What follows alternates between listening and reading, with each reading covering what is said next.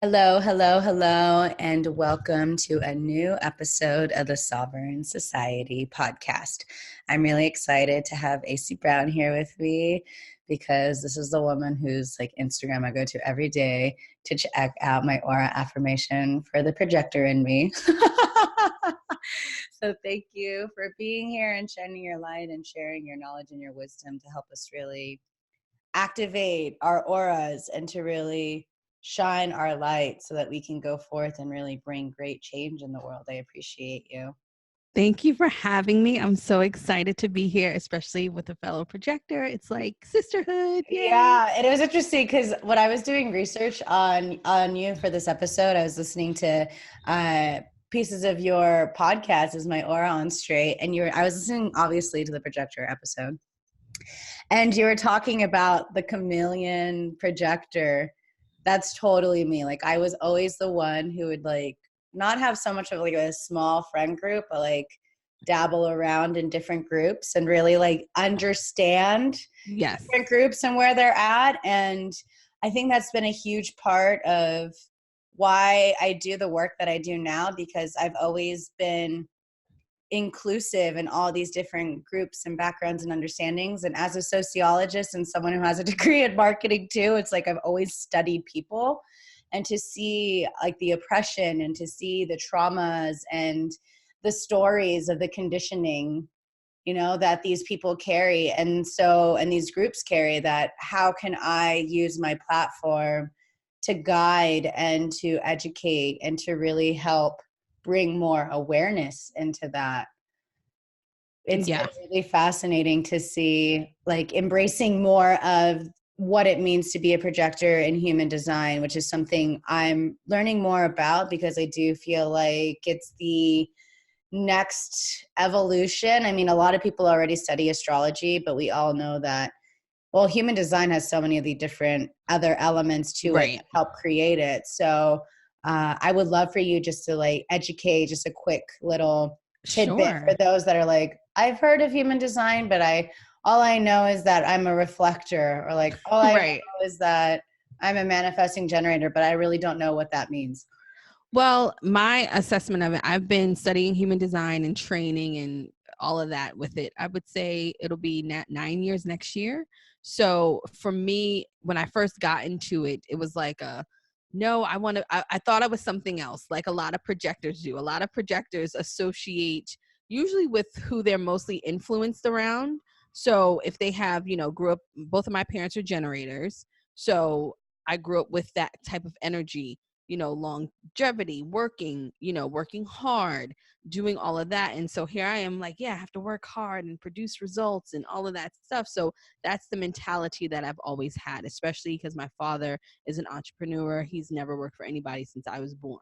So it's a very, like that, go out there and you get it and all of that stuff. So how I have broken down human design for me, because there's a lot of theory out there. There's a lot of, this is what you are, this is how you should be, but it doesn't show you any real life application. And the people who created this, unfortunately, are baby boomers, and they come from a very different era. And they come from a very different society. They're not dealing with what millennials are dealing with, or even generation X is dealing with. There's a lot of big overlap that we have had to change to make human design fit in. So I like to say, I use my analogy, if your natal chart was a finished IKEA bookcase, because everybody's built something from IKEA, human design is the instructions on how to build it. So your natal chart is essentially the epitome of what you should become or how you should do things. It says, this is in your second house. This is why you are the way you are. But human design is actually a decision-making tool on how you get to those things. And that's how I have formulated what human design is. And you use your strategy and your authority to get to those things, to express those things in your natal chart. So therefore, for me, it's a better tool, because life is about decisions. It's about decision making. Every place where everybody is a culmination of their decisions that they've made, and human design helps you make the right decisions to get to where you want to go. Yeah, it's super fascinating. And I do, like you said, I feel like there's so many of these spiritual teachings that, it's not that they're outdated. It's not like the medicine of it is still great, but we are evolving at such rapid rates that the medicine and the teachings that we are ingesting need to also be updated with the soul. And otherwise we get stuck in these loops of the past because we're still embracing a lot of the older teachings without honoring the evolution, because we're in a new millennia now, post 2012 world now. Right. And things are more sensitive, more evolved. And this is something that I've been trying to tell people. It's like the books or whatever that you read that were written so long ago, they served a purpose for you. So there's no shame in that. But with saying that, there also needs to be this opportunity of like a regeneration, or like a 2.0 would be the best way for me to describe it. And so I love that you're saying it's an opportunity, like, yeah, baby boomers wrote it, but how do we bring it to more of that awareness? Right. And that's the missing piece. And my goal and my purpose is to fill that in, because there's a huge missing piece to that. There's a whole bunch of theory. You can go online and see what this gate is, see what this center is, see what all of these things are. But my goal is to tell people how to apply it. What does that look like for your life where you are right now? Because for us, even as projectors, our strategy is to wait to be invited. Mm-hmm. We can't wait around for shit. Totally. Like, and not only that, we're women, we can't wait. And then I'm a Black woman, I damn sure can't wait around for nothing. I have to go out there and take action and do things. So what does that look like in the confines of being a projector? How does that look? So it's a different way of formulating the strategy and authority for everyone, for for each aura type, to make that, bring that alignment to what it actually is, the baseline of it, but to make it fit where we are today. Because none of us can wait around for anything. We can't. And then us as women, we don't have that opportunity to mm-hmm. wait for things to happen. Or, even like there's an old teaching that I have. It was like, don't apply to jobs as a projector because, you're not meant to work. I have bills to pay. My rent is due. My mortgage is due. So what does that look like for me as a projector now? So it's like, no, you still have to work, but you have to find a job that's not going to stress you out. Mm-hmm. It's those things. And so that's where the disconnect, I think, is where people get confused, because a lot of times when people fall into these different modalities and these different spiritual teachings, they automatically like discredit and like give their past, the way that they were raised, everything. They just put that to the side and be like, oh, I'm a projector now, and that's how projectors are. And it's like, no, you still are a whole person who has a past, who has the way that you grew up. You learn things. So that being a projector is just part of who you are. It is not your whole being. We can't give away our power to these teachings or things Correct. Outside of us, because then we disconnect from our sovereignty, our free will, and we become conditioned to the spiritual teachings.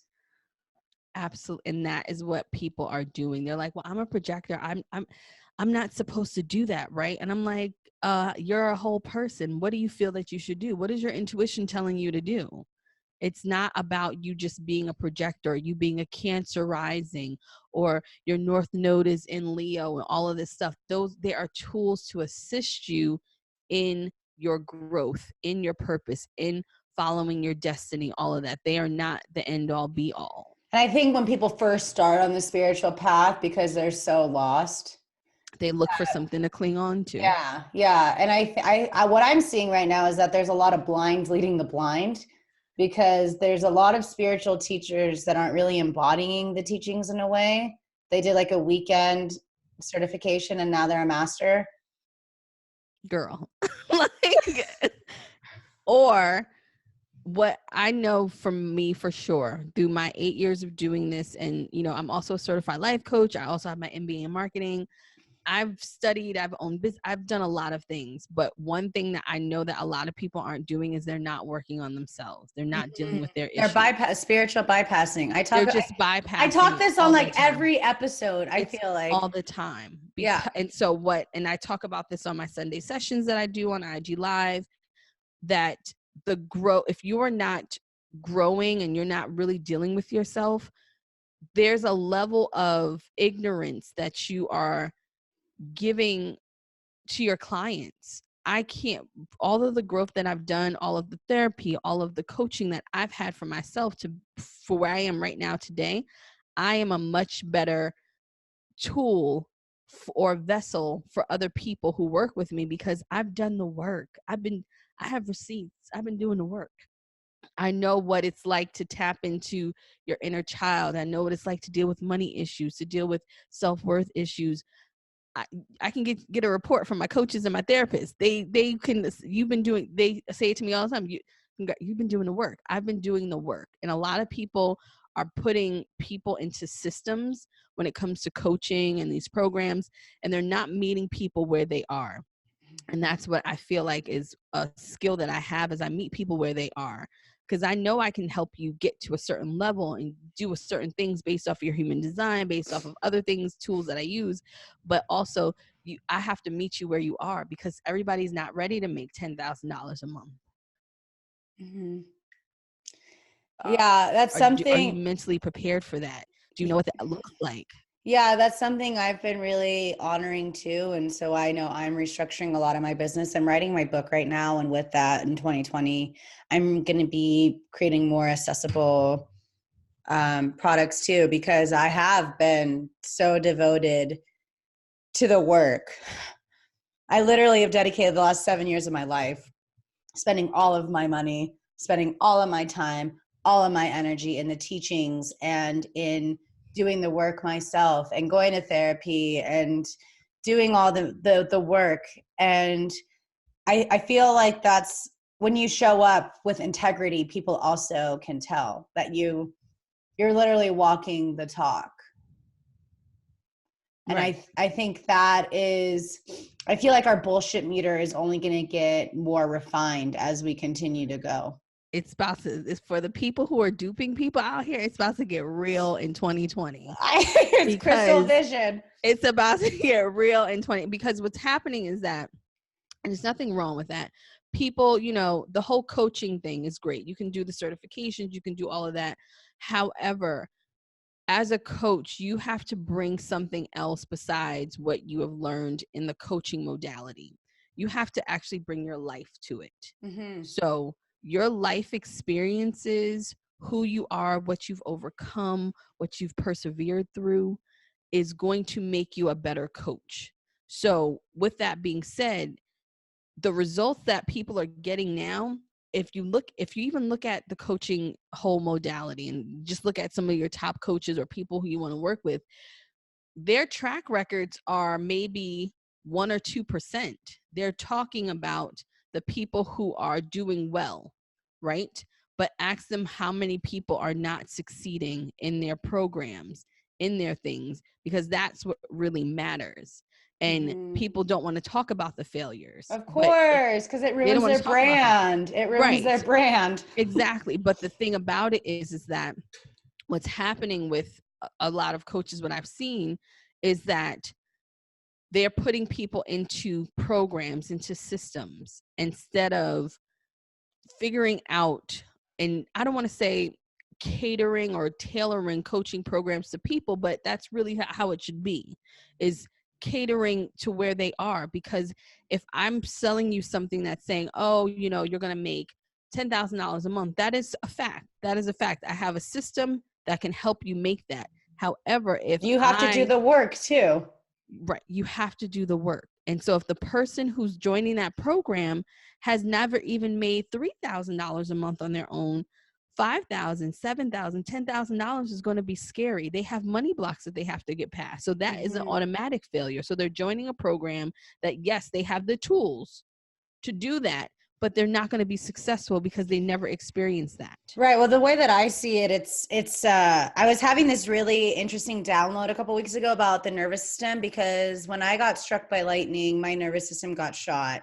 Oh. And so it's been so much of my healing the past 7 years of like navigating through the trauma that's stored in the nervous system and all these things. This is what I'm writing my book about.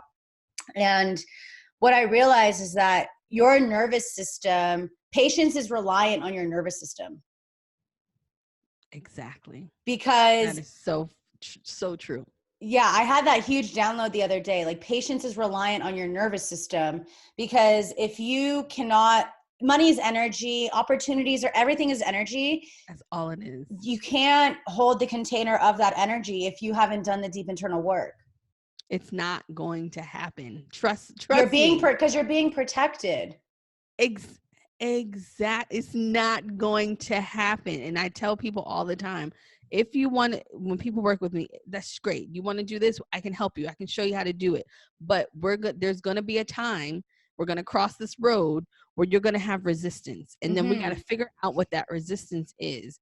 And that is what, with this, with human design, with astrology, with all of these spiritual modalities, is that people are using it to cover up doing the work. They're using it as a blanket to say, well, you know what, I'm just going to follow this. But then when the resistance comes up, they're lost, because they're, they have these coaches or they're joining these programs that don't do the deep work. They're not doing the deep work. Yes, I know. Everything, money is having money, and the things that we want in our desires are a byproduct of us healing, of us dealing with our inner child stuff, of us healing or being honest with ourselves. There's so much dishonesty around, of people just not being honest with what they want, the simple things. You can't even tell me that you want this. So how can that come into your life if you're lying about it? So that that's what my goal is. I know that that's my purpose, to help people figure out why the fuck they're here.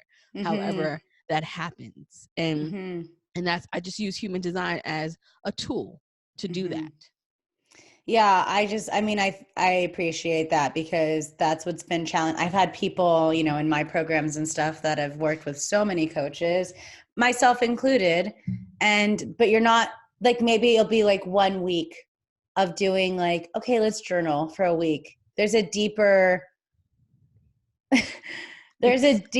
thing going on. I know with me, like when I create Thrive, it was really important for me to do the deep internal work first, and then to prepare for the external, because otherwise that container, again, it's the spiritual bypassing, it's the Band-Aid. It's not going to help create sustainable result. Correct. Right. You're going to have those one hits, or like I say, it's going to be like, you're selling black market, like purses or drug dealing or something. It's going to be very, like, just a little bit quicker. And it's just going to be like, it's not going to be sustainable results. It's going to be very just one hit wonder kind of thing. And I see it happen all the time. Like when you see people in different coaching programs and things, like, oh, I work with this coach and I made $25,000 in my launch. But that might have been the only launch that they've done that at, or they don't talk about the backstory. This is their 5th coach.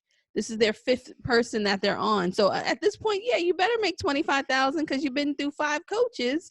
So you know what to do now.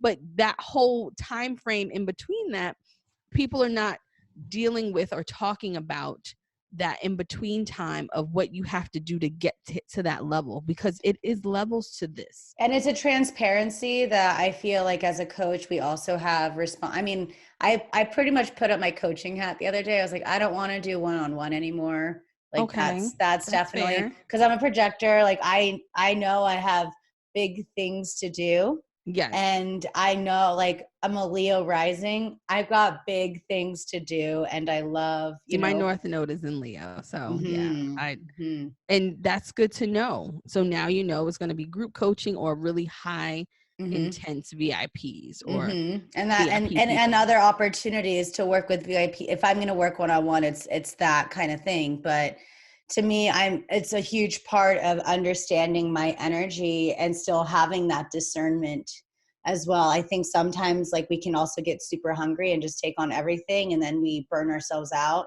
Or there's going to be that opportunity where you're going to say like, this is actually out of alignment. And then you're going to be feeling really like revenge, like regretful and like angry and and like not being able to really serve your client in that space because you're like, why did I do this?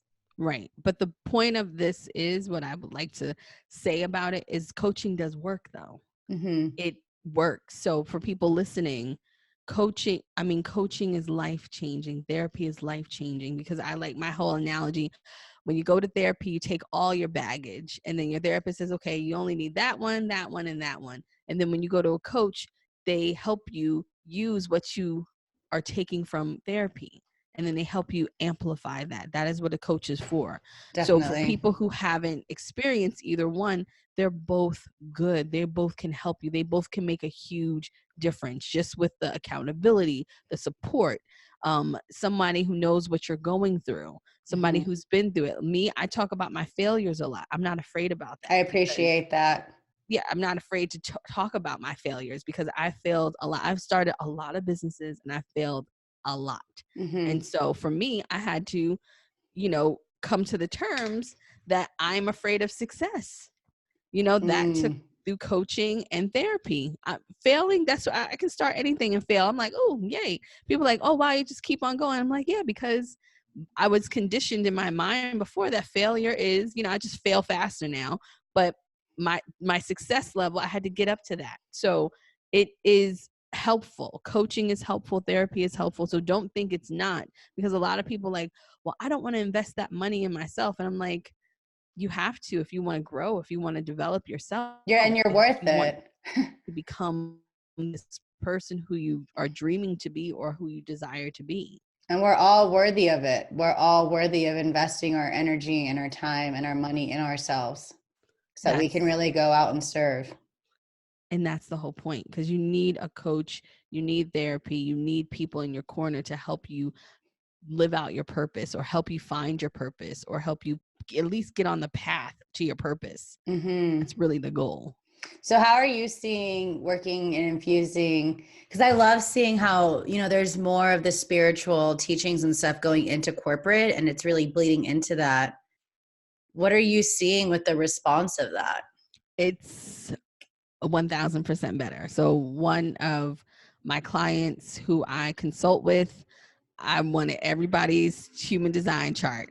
I need everybody's, because I need to see, because it helps so much with roles and responsibilities. So what I do is I do corporate stuff, small business stuff, but I need everybody's human design chart. I want to see your natal chart, all of that stuff, because it doesn't make any sense, regardless of how much you're getting paid, what your title is. If you're not happy and you're not being used to the best of your capabilities, it's pointless. Why are you here?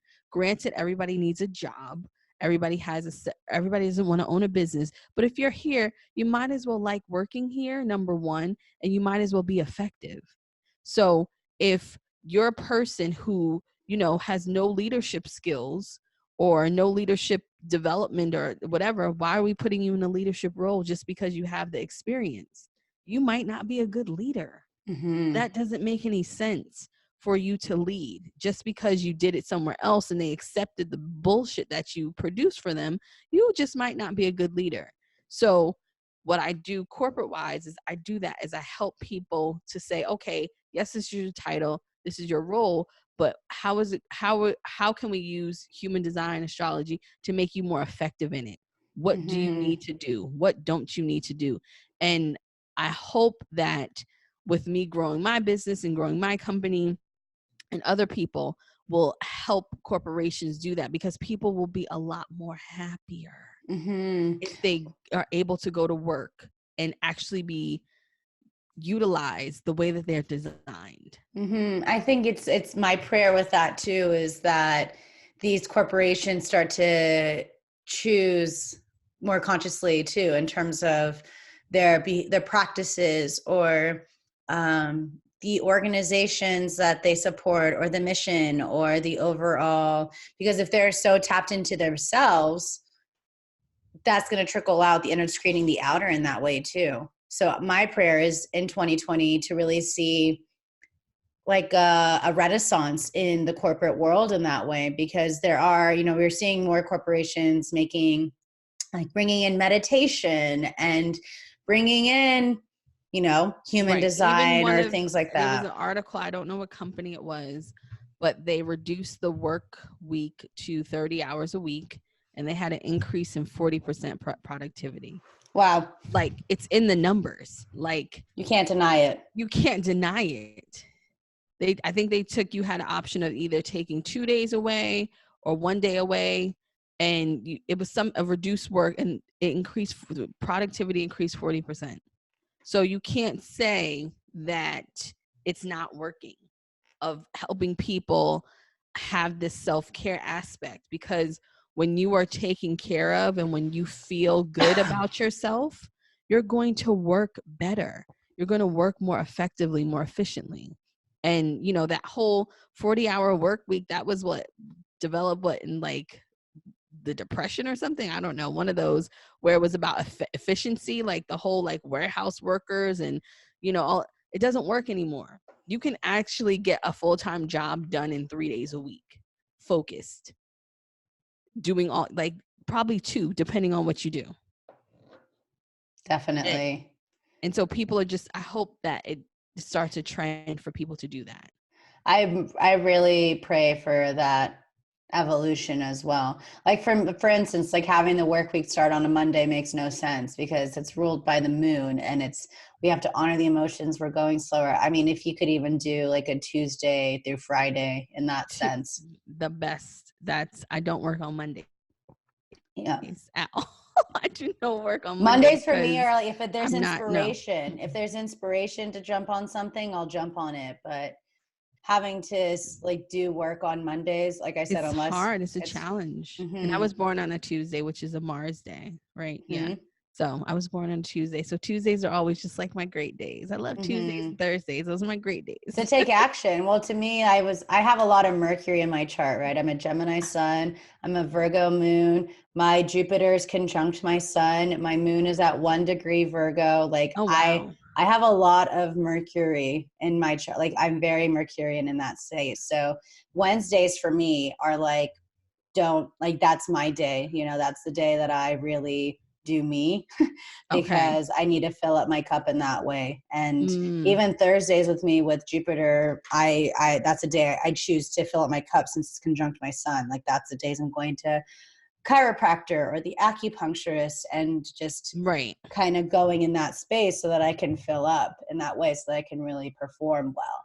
And I think that's also a really interesting understanding, is knowing how the different days of the week also influence us and choosing accordingly. That's why I've created a course, and it's the Mystic Planner, where you can just really go ahead and see the days of the week and what the energy is, what the energy of the moon phases are, and to choose accordingly, because we also have this opportunity to create more consciously and to create smarter instead of harder. And why not work with these energies to support us with our mission? Right. Exactly. So I'm really excited to see how things evolve, because I know I was reading a recent report. They're like, millennials are going back to the ancient teachings of astrology, you know, and like I was reading that, like I read that headline recently, like why millennials are going back to learning about the ancient teachings of astrology. And I'm like, well, we're the dark night of the soul generation, who a lot of us are old souls who are here to clean up this mess on this planet. Exactly. That's the way I feel it. And so it's interesting because I'm a 2-5 projector with the splenic authority, you know? Okay. And so for me, like, I know I'm here to guide, and seeing what's going on in the world. It's the biggest invitation for me, you know, the wait for the invitation in that space is to really become more aware that I have an opportunity and a platform and privilege to bring in more authentic, real conversations that a lot of spiritual conscious leaders don't want to talk about. Right. Everybody wants to talk about the love and light, but that's love and light is also infiltrated in a space, because that's you're distracted from why you're really here if all your focus is on the love and light. And so I'm answering the call, you know, and bringing more awareness about politics and more awareness about how we can actually instill more social justice. And, you know, we have this platform. What really irks me is that there's these spiritual teachers that have 100,000+ followers, 100,000 followers plus. And what are they using their platform for? To boost up their ego, or are you using your platform to educate? Right. Exactly. That's a lot going on. And it's just, I don't know if that's going to change so fast, because people still have this, like, you know, enamored kind of like mentality of being like enamored by people, like, oh my gosh, look at, you know, look at this person, look at that person. But I think that it is changing to the facts and what is true and what is not true. And, you know, are you popular because you actually know what you're talking about, or are you popular because you're just pretty? And you're really good at marketing. One of the right, exactly. So there's that thin line there, that where people are going to stop believing the BS and start like really, not, I don't want to say researching, but really listening with a more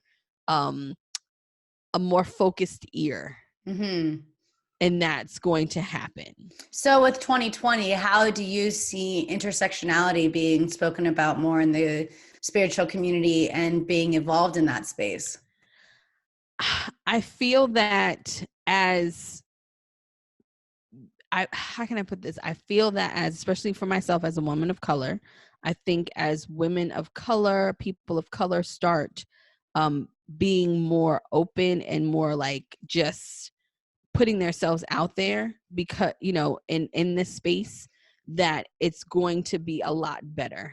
That I think people are going to start just following the truth and just looking for that. What is true? What is not true? I don't care if you have a pretty Instagram or if your website's good. What do you know that you can teach me, that you can help me with? Is that going to work? And that's going to be it. And I think that people are going to be more open to incorporating these things into their life. Because if you don't, you're going to really, I don't want to say your life is going to be crappy, but you're going to be missing a piece of self that you could be tapping into, that would get you to where you want to go, if that makes any sense. Because there's a huge facade of what things should look like, what entrepreneurship looks like, what, you know, being free looks like, what, you know, following your desire, all these things, but no one's actually talking about the work that it takes to do that. And the steps that it takes. I'm working on a book as well, and I'm talking about that, about being honest. And I talk about that now in my work, about how honesty is going to get you your desires. Because a lot of people's desires are a culmination of other people's wants and needs, and they're just like picking, like, oh, that looks good, she wants a house, I think I want a baby, I want to get married, I think I want, you know, this type of business. But is that really what you want? Or is it just like a culmination of what you see around you, of your influences? And so that's going to take people to do the inner work, to ask themselves the hard questions, to be extremely honest with themselves, which no one's doing. So that's what I feel that 2020 is going to bring, because it's a 4-year next year. And so I think that's going to be a lot of getting honest, getting the facts, getting, what do I really want? How do I really want that? And because I cannot express how clear that, how elated and how free that is, to know what you actually want. So when someone else presents you with something that looks a little bit like it, you're like, no, I'm good, because that's not what you want. But so many of us are so afraid to claim what we want. And then when something like it comes up, we're like, well, shoot, let me go on and grab onto this, because nothing else might not come up. But that's not how it works. If you stand firm in what you want, your desires, your dreams, your hopes, how you want your life to be, the universe will answer you. You just have to meet it halfway. But if you keep on getting distracted with all this other stuff that, you know, are around you, then it's not going to work out. And so that's what I think that next year is going to bring a lot of clarity for people, a lot of honesty, a lot of saying to themselves, you know what, I really don't want to be in this relationship. It's okay for me to not have children. It's okay for me to, maybe I do want to be in a polyamorous relationship because I'm cool with that, because I want this or you know what I mean? There's going to be a lot of honesty that's going to happen, that people are just going to have to be real about them with themselves, because if they're not, they're going to keep on being miserable and being depressed. And you get stuck in that loop. And what's interesting too is in Kundalini Yoga through Tantric numerology, next year being a 4 years, the neutral mind. I've talked about this on a couple episodes already. And so that's the opportunity for us to see both sides of the coin, to recognize it's a coin. Exactly. And that's going to be eye-opening for a lot of people. That's going to be a true awakening. Well, I think that's why the past few years have been so challenging, is because we're clearing out that debris so that we can really go to the core of the truth. Right. And the only truth that matters is the truth that you want for yourself. And when people realize that, the world is yours. The world literally is yours. You have the power to create. When I say that my purpose is to help people figure out why they're here, it is really something that I am passionate about, because once you figure that out, nothing else matters. Nothing can get in your way. Nothing can stop you. Nothing can sway you. The floodgates just open. It just opens for you, and you get so clear. And then things in your life start working out. People are like, oh, I'm having so much drama. What are you not being honest about? What are you not doing to get these things in order? That's part of also doing the deep work, because you can see the conditioning and you can see the root of the trigger of the trauma. When you go back and you can go to that conditioning, and you can go back to maybe something happened to you when you were 12 years old that you've completely ignored, and then you see how maybe that's how it stopped you from, it's made you like have intimacy issues or commitment issues or things like that. And those stories, it's in our DNA. That trauma is stuck. Right. Exactly. It's still there, just hanging out. And it could also be, for me, the biggest part of what really initiated my spiritual healing was I knew I wanted to do the deep work to clear out generationally the things that were conditioned, and to set precedent for my children that aren't here yet, so that they don't have to go back into that loop of that trauma. And so I think, I love seeing that there's so many more women of color really stepping up and rising up, because of so much of the trauma and the conditioning that comes back generationally, ancestrally. You know what I mean? And these conversations about reparations, and these conversations about, seeing especially Black women really step into their power. Like, there's no accident why the elections of our presidency, they're always like, it really, you know which one you need to look out for is the votes of the Black women. Like, those are the ones that really define. We do our homework, because I don't think people understand, and hopefully, more allies will get with the program. Even I love what Chelsea Handler is doing. She finally had this awakening that she's, it's true. We have no other choice but to research. We have no other choice but to read between the lines, to look at the details, because it's literally life or death for us. We don't have the privilege that everyone else has, because unfortunately we do have that mentality. We have to work harder. We have to do things twice better, all of that stuff, which I have, reasons where that's going to change, but we do the research. So we know what we're talking about. We have no other choice to, because if we make a wrong decision with elections, with politics, with things, it's bad for us. It's going to come down on us. So, that's the reality of it. And no one wants to talk about that. Everyone wants to live in their bubble and stuff like that. But, when you look at the numbers, look who voted for who. Like, let's be 100 about it. You know what I mean? Like, Sally might be your friend, but who she vote for? For her best interest. So, and we're going to vote for our best interest, but our best interest is literally for the interest of everybody in a way, because we have to vote like that. We have to do things like that. We should all be voting for not just our interests, but for the interests of the collective. But nobody does that. Things are changing. That's why I'm educating. This is why I'm stepping into that space to educate. Things are changing. You know, I just, how can I call myself a conscious leader if I'm not consciously choosing to educate and to share the conversations and to share the dialect and what's going on? Otherwise, that's on me, because I know better, you know, and that is the whole point. And there's a lot of people who do know better who choose to still ignore. Mm-hmm. And again, because it may ruin their brand, or it's not in alignment. That's a fact. Brand. Yes, that's a fact. There's a lot of people who know better, but they just choose to ignore it. Mm-hmm. And then they wonder why we keep going into these loops over and over again. Over and over again. It's exhausting. mean, my prayer is to see Bernie Sanders and to see Nina Turner as his VP, because she is a fire pistol, strong Black woman who is like intelligent.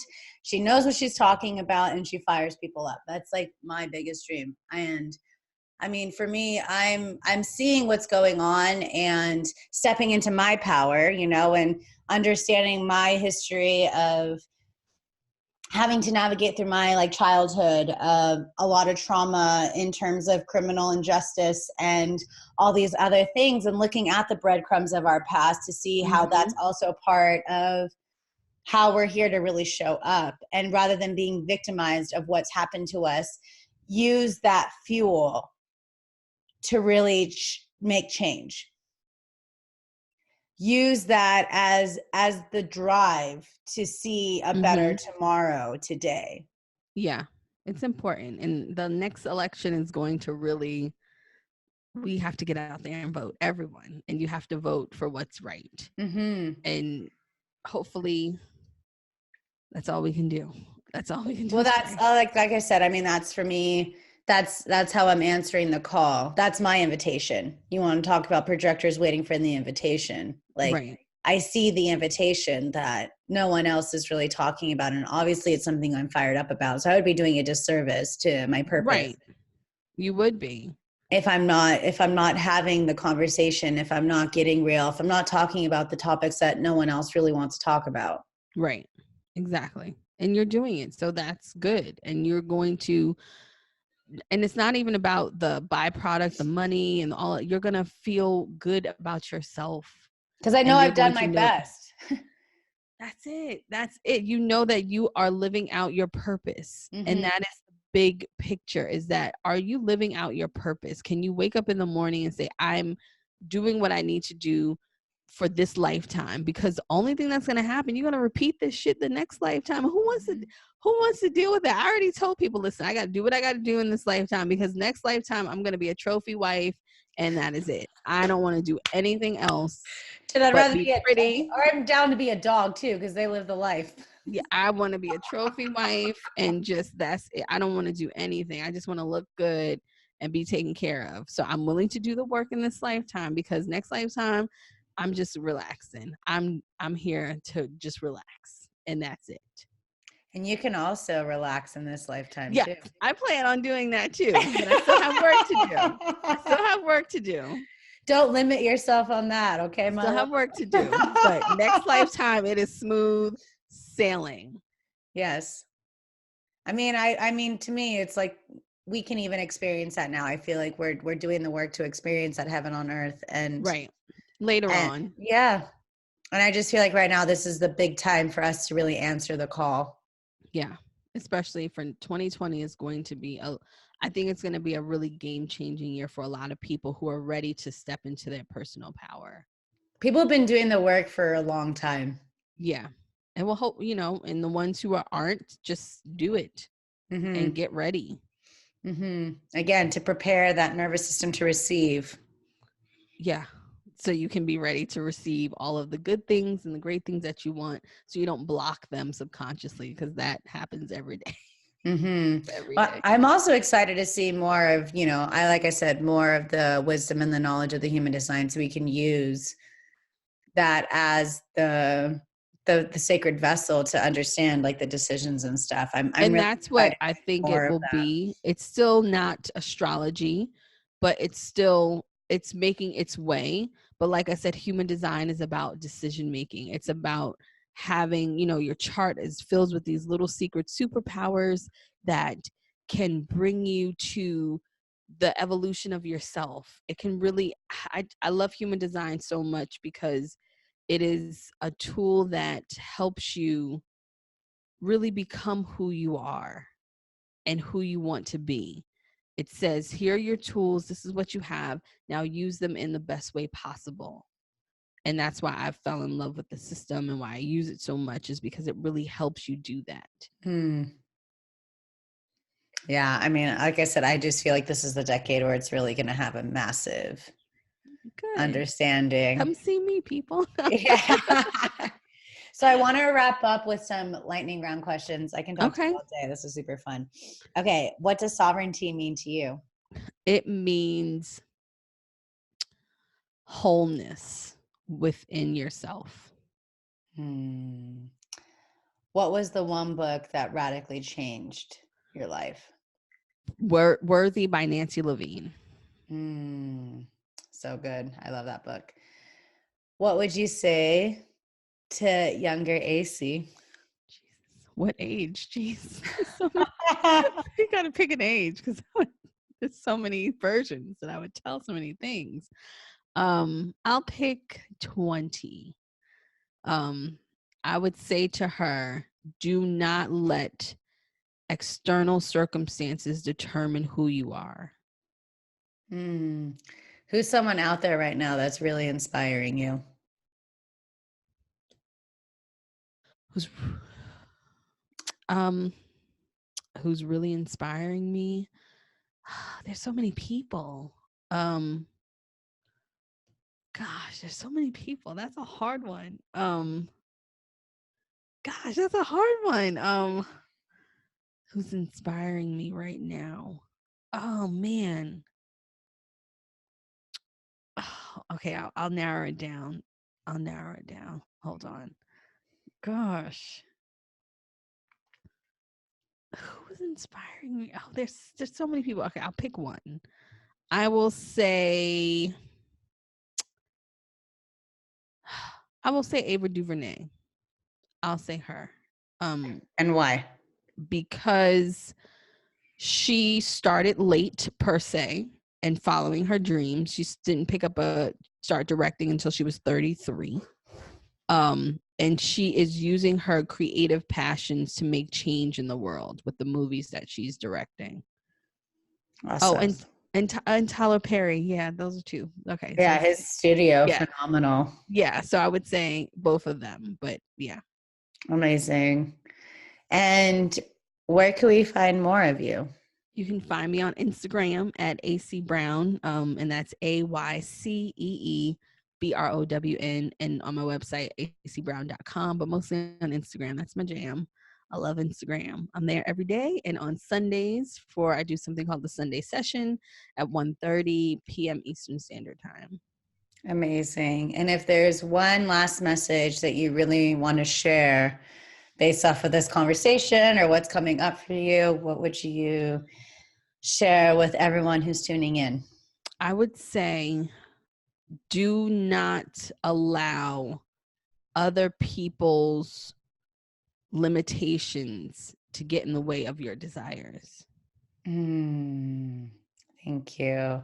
Super excited to see more of how you show up and more of the medicine that you're here to offer, and to see more people, again, really dive into human design and to see through this technology how we can really implement great change. So Yes. I appreciate you. Thank you so much for having this conversation and going there with me. I love, obviously, doing the deep talk that no one else wants to talk about. So I appreciate you. Thank you, Aycee, for being here. Thank you. And thank you, everyone, for tuning in. Go check her out. You can check the show notes below. Get a session with her.